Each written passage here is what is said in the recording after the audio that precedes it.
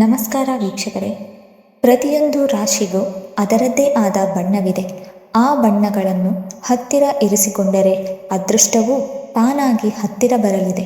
ಹಾಗಾಗಿ ಯಾವ ರಾಶಿಗಳಿಗೆ ಯಾವ ಬಣ್ಣವು ಅದೃಷ್ಟವನ್ನು ತರುತ್ತದೆ ಎಂಬುದನ್ನು ಇಂದಿನ ವಿಡಿಯೋದಲ್ಲಿ ನೋಡೋಣ. ಬಣ್ಣಗಳು ಮತ್ತು ಬದುಕು ಒಂದಕ್ಕೊಂದು ಹೊಂದಿಕೊಂಡೇ ಸಾಗಬೇಕು. ಬೆಳಕಿಗೆ ಒಂದು ಬಣ್ಣವಿದ್ದರೆ ಸಂಜೆಗೆ ಮತ್ತೊಂದು ಬಣ್ಣ, ಮಳೆಗಾಲದಲ್ಲೊಂದು ಬಣ್ಣ ಇದ್ದರೆ ಬೇಸಿಗೆಗೆ ಬೇರೆ ಬಣ್ಣ. ನಮ್ಮ ಭಾವನೆಗಳಿಗೂ ಬಣ್ಣಕ್ಕೂ ಸಂಬಂಧವಿದೆ. ಸಂತೋಷವಾಗಿದ್ದರೆ ಗಾಢ ಬಣ್ಣದ ಬಟ್ಟೆ, ಮದುವೆಯಲ್ಲಿ ಭಾಗವಹಿಸಲು ಕೇಸರಿ, ಹಳದಿ ಇತ್ಯಾದಿ ಬಣ್ಣಗಳು, ದುಃಖದ ಸಂದರ್ಭಕ್ಕೆ ಬಿಳಿ, ಬೂದು. ಹೀಗೆ ಒಂದೊಂದು ಸಮಯಕ್ಕೆ ಒಂದೊಂದು ಕಾಲಕ್ಕೆ ಒಂದೊಂದು ಬಣ್ಣ. ಈ ಎಲ್ಲ ಬಣ್ಣಗಳು ಉಂಟಾಗುವುದು ಸೂರ್ಯನಿಂದ. ಸೂರ್ಯನಿಂದ ಉಂಟಾಗುವ ಆ ಎಲ್ಲ ಬಣ್ಣಗಳು ನಮ್ಮ ರಾಶಿಗೂ ಸಂಬಂಧಪಟ್ಟಿವೆ ಅನ್ನುವುದನ್ನು ನೀವು ತಿಳಿದಿರಬೇಕು. ನಿಮ್ಮ ರಾಶಿಗೆ ಹೊಂದಿಕೊಳ್ಳುವ ಬಣ್ಣವೇ ಇದೆ. ಆ ಬಣ್ಣಗಳು ನಿಮಗೆ ಶುಭವನ್ನು ತರುತ್ತವೆ. ನಿಮ್ಮ ರಾಶಿಗೆ ಸೂಕ್ತವಾಗುವ ಬಣ್ಣಗಳು ಯಾವುದು ಎಂಬುದನ್ನು ನೋಡೋಣ. ಸೂರ್ಯ, ಸಿಂಹ ರಾಶಿ, ಕೆಂಪು ಬಣ್ಣ. ಸೂರ್ಯನನ್ನು ಎಲ್ಲ ಗ್ರಹಗಳ ರಾಜ ಎಂದೇ ಪರಿಗಣಿಸಲಾಗುತ್ತದೆ. ರಾಜನಿಗೆ ಎದ್ದು ಕಾಣುವ ಬಣ್ಣ ಕೆಂಪು ಬಣ್ಣ. ಕೆಂಪು ಮತ್ತು ಸೂರ್ಯ ಹತ್ತಿರದವರು. ಹಾಗಾಗಿ ಸೂರ್ಯ ಅಧಿಪತಿಯಾಗಿರುವ ರಾಶಿಗೆ ಕೆಂಪು ಬಣ್ಣ ಸೂಕ್ತ. ಸಿಂಹ ರಾಶಿಗೆ ಸೂರ್ಯನೇ ಅಧಿನಾಯಕ. ಆದ್ದರಿಂದ ಸಿಂಹ ರಾಶಿಯವರಿಗೆ ಕೆಂಪು ಬಣ್ಣ ಸೂಕ್ತ. ಸಿಂಹ ರಾಶಿಯವರು ತಮ್ಮ ಬದುಕಲ್ಲಿ ಕೆಂಪು ಬಣ್ಣವನ್ನು ಹತ್ತಿರ ಇಟ್ಟುಕೊಂಡಿರಬೇಕು. ಅದರಲ್ಲೂ ಆದಿತ್ಯವಾರದಂದು ಕೆಂಪು ಬಣ್ಣ ಧರಿಸಿದರೆ ಒಳಿತಾಗುವುದು. ರೂಬಿ ರತ್ನವನ್ನು ಧರಿಸಿದರೆ ಒಳ್ಳೆಯದು. ಕೆಂಪು ನಿಮಗೆ ಶುಭವನ್ನು ತರಲಿದೆ. ಇನ್ನು ಎರಡನೆಯದು ಚಂದ್ರ, ಕರ್ಕಾಟಕ ರಾಶಿ, ಬಿಳಿ ಬಣ್ಣ. ಚಂದ್ರನು ಶಾಂತಿಯ ಸಂಕೇತ, ಬೆಳದಿಂಗಳ ಸ್ವರೂಪ. ಹಾಗಾಗಿ ಚಂದ್ರನ ಬಣ್ಣ ಕೊಂಚ ಮಬ್ಬಾದ ಬಿಳಿಯ ಬಣ್ಣ. ಇಂಗ್ಲಿಷ್ನಲ್ಲಿ ಆ ಬಣ್ಣವನ್ನು ನಾವು ಪೇಲ್ ವೈಟ್ ಅಂತ ಕರೆಯುತ್ತೇವೆ. ಚಂದ್ರ ಹೇಳಿ ಕೇಳಿ ಕರ್ಕಾಟಕ ರಾಶಿಯ ಅಧಿಪತಿ. ಈ ರಾಶಿಯವರು ಬಿಳಿ ಬಣ್ಣಕ್ಕೆ ಹತ್ತಿರ. ಆದರೆ ತಿಳಿಯಾದ ಬಿಳಿ ಬಣ್ಣದ ಬಟ್ಟೆಗಳನ್ನೇ ಧರಿಸುವುದರಿಂದ ಎಲ್ಲರಿಗೂ ಒಳಿತನ್ನೇ ತರುವುದು ಎಂದು ಪೂರ್ತಿಯಾಗಿ ಹೇಳುವುದು ಕೊಂಚ ಕಷ್ಟ. ಆದ್ದರಿಂದ ಬಟ್ಟೆ ಧರಿಸುವ ಬದಲಾಗಿ ಮಲ್ಲಿಗೆ, ನೈದಿಲೆಯಂತಹ ಹೂವುಗಳನ್ನು ಮನೆಯಲ್ಲಿ ಮನಕ್ಕೆ ಹತ್ತಿರ ಆಗುವಂತೆ ಇಟ್ಟುಕೊಳ್ಳಬಹುದು. ವಿಶೇಷವಾಗಿ ಮುತ್ತುಗಳನ್ನು ಈ ರಾಶಿಯ ರತ್ನಗಳು ಎಂದೇ ಪರಿಗಣಿಸಲಾಗುತ್ತದೆ. ಮುತ್ತುಗಳಿಂದಲೂ ಮುತ್ತಿನಂತಹ ಬದುಕು ನಿಮ್ಮದಾಗಬಹುದು. ಮೂರನೆಯದು ಮಂಗಳ, ಮೇಷ ಮತ್ತು ವೃಶ್ಚಿಕ ರಾಶಿ, ತಿಳಿ ಹಳದಿ ಜೊತೆಗೆ ಕೆಂಪು. ಮಂಗಳ ಗ್ರಹದ ಬಣ್ಣ ಕೆಂಪು. ಹಾಗಂತ ಅದು ಸಂಪೂರ್ಣ ಕೆಂಪು ಬಣ್ಣ ಹೊಂದಿಲ್ಲ. ಸ್ವಲ್ಪ ಹಳದಿಯನ್ನು ಸೂಸುವ ಕೆಂಪು ಬಣ್ಣ. ಆ ಬಣ್ಣ ಮಂಗಳ ಗ್ರಹದ ಬಣ್ಣ. ಈ ಬಣ್ಣಕ್ಕೂ ಸೂರ್ಯನ ಕೆಂಪು ಬಣ್ಣಕ್ಕೂ ತುಂಬ ವ್ಯತ್ಯಾಸವಿದೆ. ವಿಶೇಷವೆಂದರೆ ಮಂಗಳನ ವಿಶಿಷ್ಟ ಕೆಂಪು ಬಣ್ಣ ಕೊಂಚ ಹಿಂಸೆಯನ್ನು ಪ್ರತಿನಿಧಿಸುತ್ತದೆ ಎಂದು ಹೇಳಲಾಗುತ್ತದೆ. ಮಂಗಳನು ಮೇಷ ಮತ್ತು ವೃಶ್ಚಿಕ ರಾಶಿಗೆ ಅಧಿಪತಿ. ಹಾಗಾಗಿ ಈ ರಾಶಿಗಳಿಗೆ ತಿಳಿ ಹಳದಿ ಸೇರಿದ ಕೆಂಪು ಬಣ್ಣವು ಸೂಕ್ತವಾದ ಬಣ್ಣವಾಗಿದೆ. ಈ ರಾಶಿಯವರು ಕೆಂಪು ಮತ್ತು ಗುಲಾಬಿ ಬಣ್ಣದ ಹವಳದ ರತ್ನಗಳನ್ನು ಧರಿಸಿದರೆ ಶುಭವಾಗಲಿದೆ ಎಂದು ಶಾಸ್ತ್ರ ಹೇಳುತ್ತದೆ. ಬುಧ ಗ್ರಹ, ಕನ್ಯಾ ಮತ್ತು ಮಿಥುನ ರಾಶಿ, ಹಸಿರು ಬಣ್ಣ. ಹಸಿರು ಬಣ್ಣ ಆಹ್ಲಾದ ತರುವ ಬಣ್ಣ. ಹಸಿರು ನೋಡಿದರೆ ಮನಸ್ಸು ಅರಳುತ್ತದೆ. ಬುಧನ ಬಣ್ಣ ಹಸಿರು ಬಣ್ಣ, ಮರಗಿಡಗಳ ಬಣ್ಣ, ಸಮತೋಲನ, ಸಾಮರಸ್ಯ, ಭರವಸೆಯ ಬಣ್ಣ. ಈ ಗ್ರಹವನ್ನು ವಿಷ್ಣು ದೇವರು ಪ್ರತಿನಿಧಿಸುತ್ತಾರೆ ಎಂಬ ಪ್ರತೀತಿ ಇದೆ. ವಿಷ್ಣು ದೇವರ ಗ್ರಹ ಬುಧನು ಕನ್ಯಾ ರಾಶಿ ಮತ್ತು ಮಿಥುನ ರಾಶಿಯನ್ನು ಆಳುತ್ತಾನೆ. ಈ ರಾಶಿಯವರು ಹಸಿರಿಗೆ ಹತ್ತಿರವಾಗಿರುತ್ತಾರೆ. ಮನೆಯಲ್ಲಿ ಮರ ಗಿಡಗಳನ್ನು ಬೆಳೆಸುವುದರಿಂದ ಅವರಿಗೆ ಒಳಿತಾಗುತ್ತದೆ. ಶಾಸ್ತ್ರದ ಪ್ರಕಾರ ಹಸಿರು ಬಣ್ಣದ ಬಟ್ಟೆಗಳನ್ನು ಧರಿಸುವುದರಿಂದ ಹೃದಯ ಸಂಬಂಧಿ ಕಾಯಿಲೆಗಳು ದೂರವಾಗುತ್ತದೆ.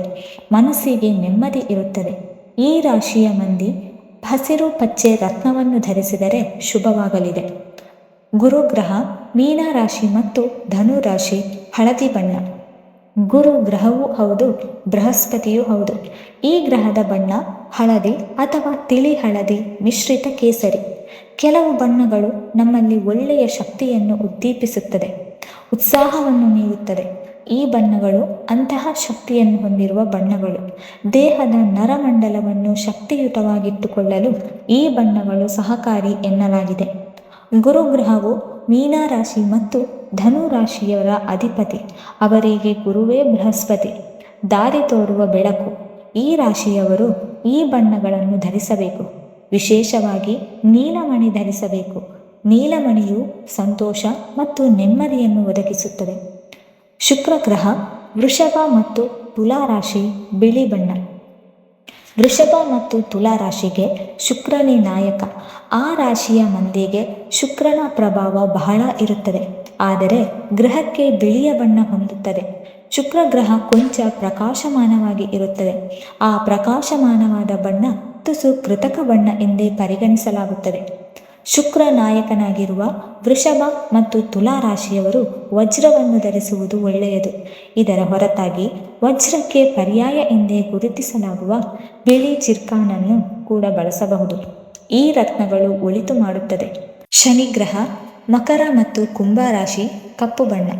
ಕುಂಭ ಮತ್ತು ಮಕರ ರಾಶಿಯವರಿಗೆ ಶನಿಯೇ ಅಧಿಪತಿ.